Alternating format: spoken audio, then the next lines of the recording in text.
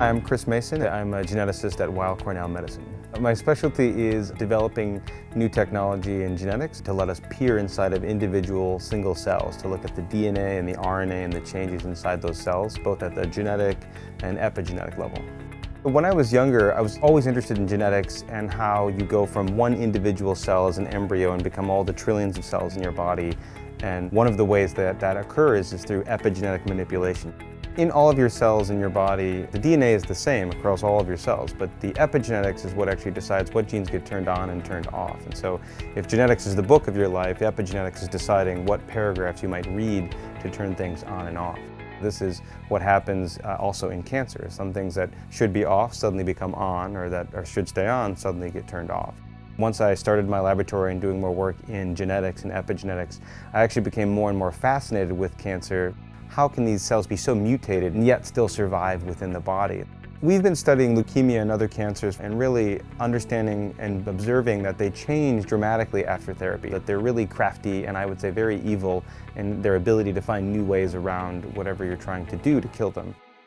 If you walk into the hospital now diagnosed with leukemia, we'll give you a variety of different kinds of chemotherapy. Majority of cases, the patients will come back after 6 or 12 or 18 months and the cancer has come back.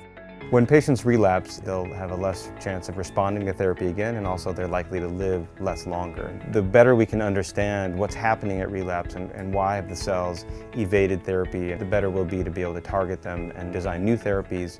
There's resistance to the therapy, and we know that in some cases the genes are the same. It's these epigenetic states that have actually changed and evolved, and that's why you're back in the hospitals, because you have epigenetically evolved in your cancer. We want to measure not only what's happening across millions of cells, but even in the very specific cells that have resisted the therapy and how did they evade essentially our attack on them. The goal of the research is to find all of these specific areas of the epigenome that are really resistant and be able to actually, by the end of it, to be able to go in and actually reach into the individual cells, reprogram specific spots, and then put them essentially back into the patient.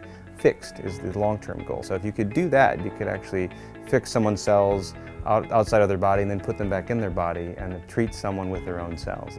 I've seen people struggle with and survive cancer and people struggle with and succumb to cancer in my family, and so if anything we could do to really understand it better and make a very specific focused treatments both on the biology and on the treatment, anything I can do in that sense to help is also personally gratifying.